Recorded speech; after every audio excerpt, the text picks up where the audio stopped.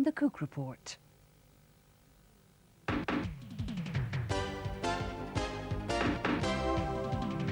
This man is a major dealer in pornography.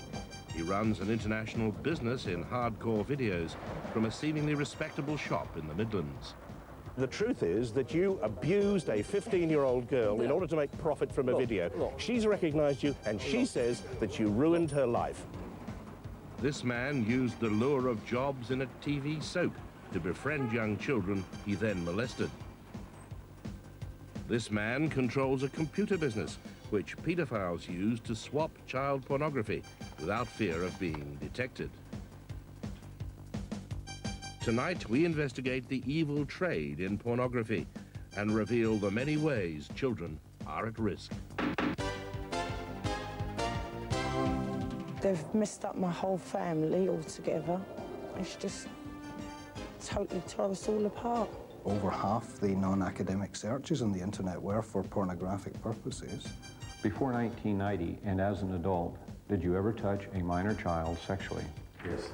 Our view is that the civil liberties of children are far more important than the civil liberties of convicted paedophiles.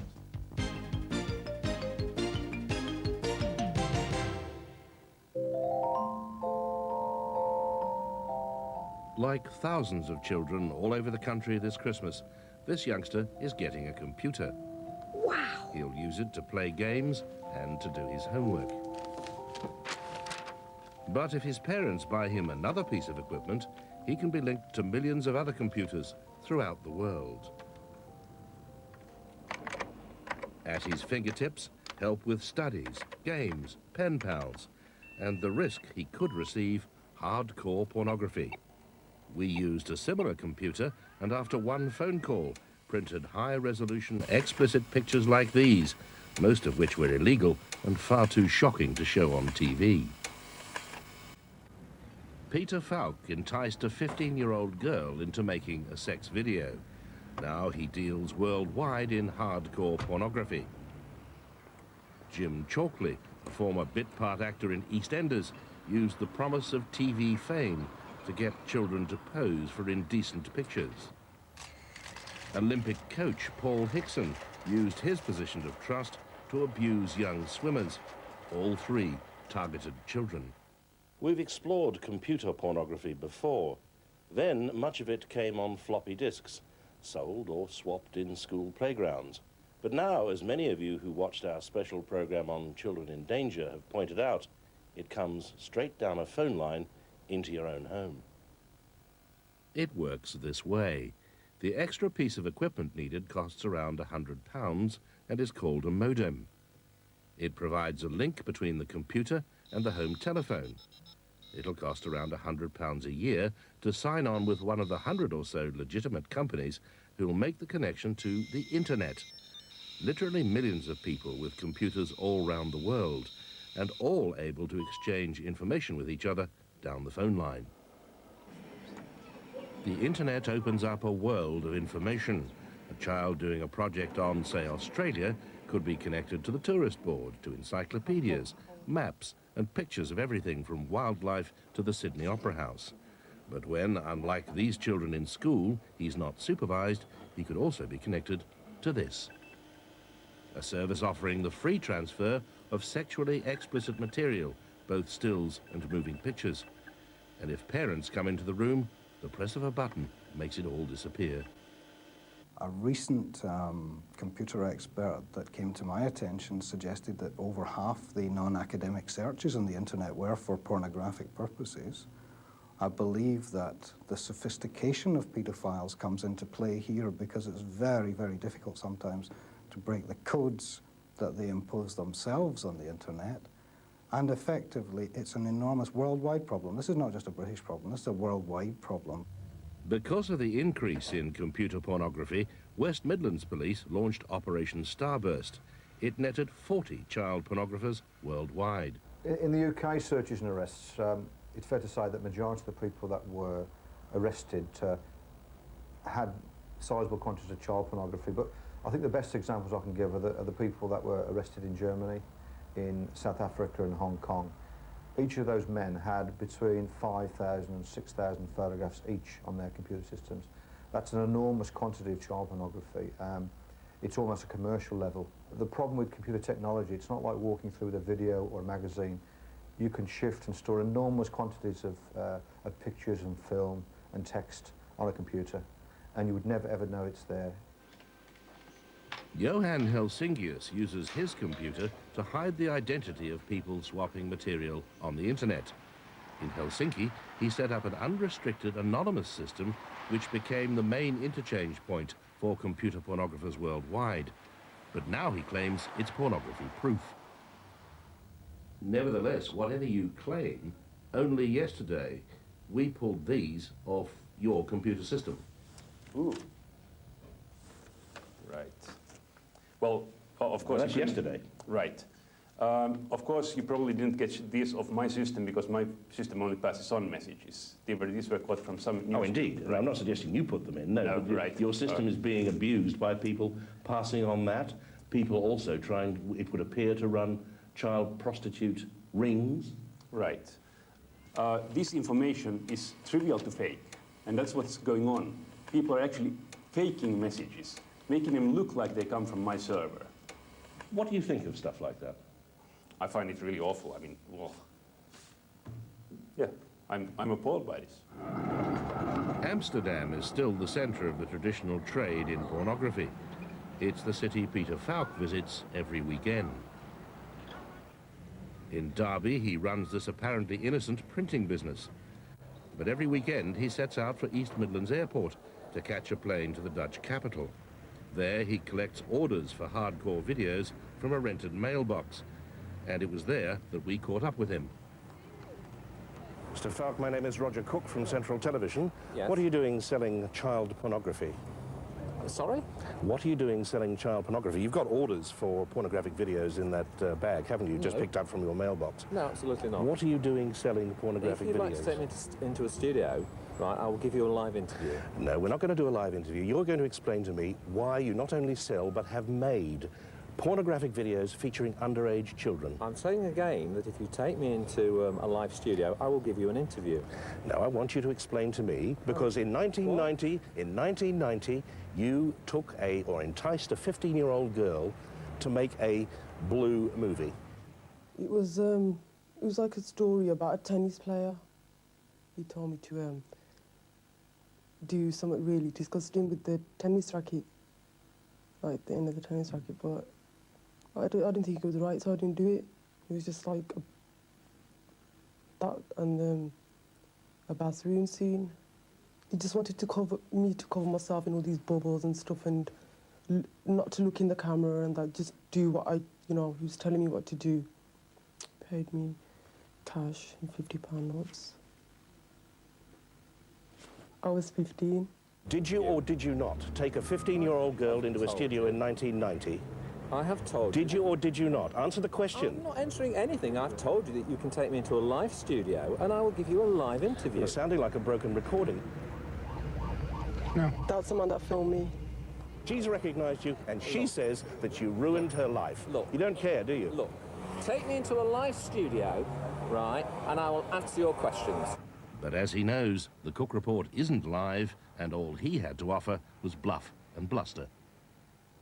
Inside this courthouse was unfolded the chilling story of a gang of paedophiles who used the chance of a bit part in the TV soap EastEnders to lure youngsters into sordid sessions of sex and photography.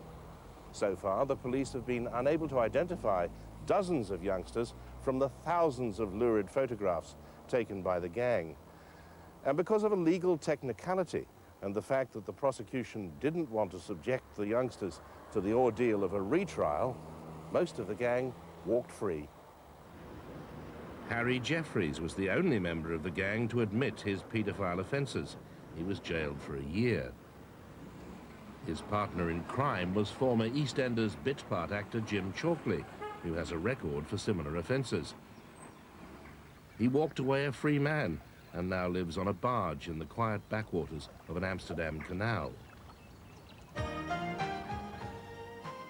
Chalkley, seen here with one of his victims and innocent members of the cast, used his EastEnders connections to entice children into posing for indecent pictures with promises of TV fame. Much of the abuse which followed took place on a beach in Dorset. He told me he was a photographer. Yeah, and he put these bright lights on, started taking pictures. Then he told me to take my trousers off. And he was giving me vodka at the age of 11. Then I got a bit drunk, couldn't really defend myself, and he just started abusing me. And then after it happened the first time, it was like I was trapped. Just stayed in caravans, different times. And then also there was a nudie beach. I was just too scared to say anything to anyone, or especially my parents. And he knew that. And it continued from when I was 11 till I was about 14. And the things he tried got more sickening. Not only did Chalkley destroy the boy's childhood, he almost drove the boy's mother to suicide. They've messed up my whole family altogether. I turned to drugs and he turned to drink. It's just totally tore us all apart. The guilt that they left me with... Another of Chalkley's victims. It's devastated me. It's ruined my family life, my personal life on a relationship level, and a friendship level. Chalkley remains in hiding on his barge, but two of his victims now know where he is. He's going to have to come off that boat sooner or later, and when he does, he's going to bump into us. My pain ain't going to end until he's locked up or in a wooden box. In parts of America, there is no hiding place. After 7-year-old Megan Kanker was raped and murdered last year in New Jersey, her parents fought for a change in the law. Maureen Kanker had no idea that a paedophile with a prison record for child attacks was living right opposite her family. She disappeared after a 24-hour search.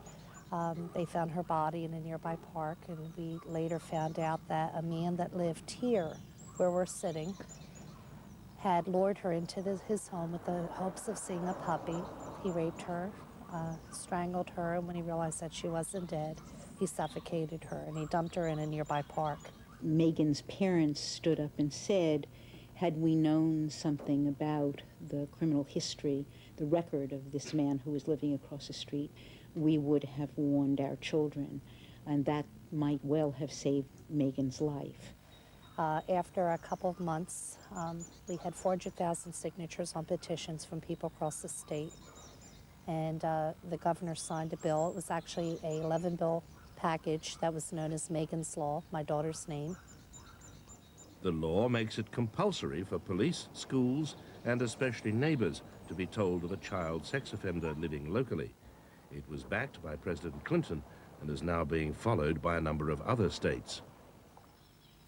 The murderer's home was demolished and a park built on the site in memory of Megan.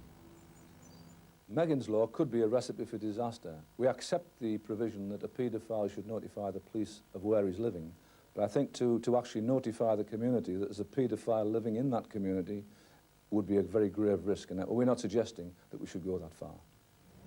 The two children abused by Harry Jeffries would disagree.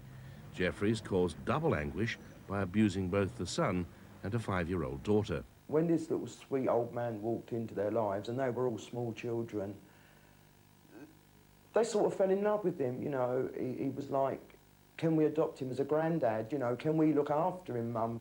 These men will go to any lengths to gain access to their preferred sexual object. If he identifies a boy or a girl in a family that he can get access to by pretending to be the nice man from the neighbourhood, he will spend years to get access to that child. And first of all, he'll seduce the parents, he'll groom the parents into believing that he is really a nice man.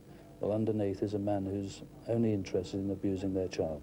My biggest fear is the fact that when he came out of prison, he lives within a mile or so of my daughter's school, and she's afraid that she'll look outside of the school one day and see him there, and she's afraid to come home I didn't expect to have any little girls. I was always told I'd never have any, and when she was born, she was big and healthy, and she was an angel.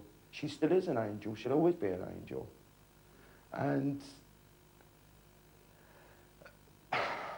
she calls herself now an angel with a dirty face because of what's happened to her.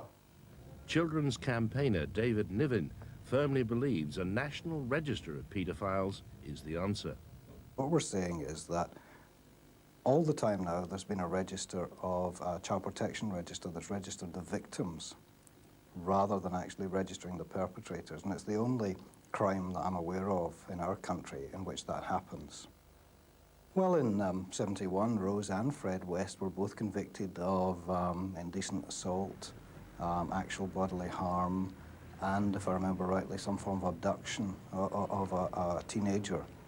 And although they were only fined £50 each, which everybody at the time was thought to be derisory, it did make them sexual offenders. And with our registration scheme, they would have been compelled to have their names entered on a national register. There's a possibility that some of the stuff that went on from 71 to today could have been interrupted. Both Jeffries and Chalkley, who met their victims at local swimming baths, would have been on a register because they had previous convictions. But Olympic swimming coach Paul Hickson, who also used swimming baths to abuse the trust of his young hopefuls, had no previous convictions. He used to take me to a competition on my own with him in the car, and early in the morning, and he'd try putting his hand on my leg, moving it up my leg, and I'd like hit him off, and he'd just smirk, you know, and I'd be really nervous in the car with him. And after I refused his offers, he just made my life hell, basically. It was turned the other girls in the squad against me, kept calling me names, kept overtraining me. I was only doing 7 at the most hours in Swansea. He stepped me right up to 18 hours, wouldn't let me have a day off.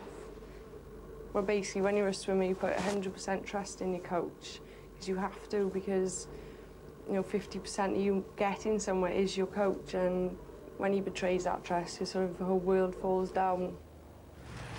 Last month, Hickson was jailed for 17 years after he was found guilty of sexually abusing his young swimmers. Come on, let's see the contents of the bag. Meanwhile, the confrontation with Peter Falk continues. You haven't got any answers. You're making an offer you know that has to be refused. Excuse me. By behaving in a most extraordinary manner, and making material which will encourage people to abuse other children. I'm sure none of this, right? I'm sure none of this will ever be on the television. And by now, without our encouragement, even the spectators were joining in. You blocked my door up, you know. I haven't touched your door. Well, somebody has blocked my door up. Well, it isn't me. Well, somebody's put a matchstick in the door. I put it. You put it in the door? Yeah. Right. Who are you? Well, you know... It doesn't work for us. It seems very strange that they go around the corner, you know, for 2 seconds, a film crew arrive, and suddenly there's a matchstick in my door. And the film crews don't arrive so. I'm sorry? Why does this film? Children abuse them. You obviously work for this gentleman. What work? I'm interested what this man said. Right, well, you've heard my offer to him. What offer? What kind of? Well, because... You can give an answer to this man, because you know what? You are guilty.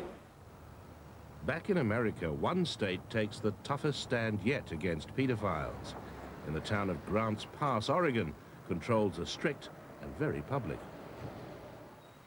By law, when a child molester is released from jail, he has to have one of these yellow signs placed in his window as a warning to parents and children that he's a threat to their community. Lee Wilson is a probation officer assigned to making paedophiles like Bobby Pearson stick to a strict program. Hi, Bobby. Come out. He makes regular home visits. Understandably, Pearson hates the yellow sign. This sign, it will mess up a person's life, even if he really did this, because of the people around him accuse him and they always wonder about what he's going to do, whether he does anything else or not. But his neighbours, also understandably, are all in favour of knowing the true nature of who's living nearby. It makes me feel a lot better, because we know, and it's not something hidden, it's not a secret, so we can tell our children, you know, and let them know that, you know, don't go up there and don't play up there, and stay close to the house. So it makes it feel a lot better that there's a sign in the window.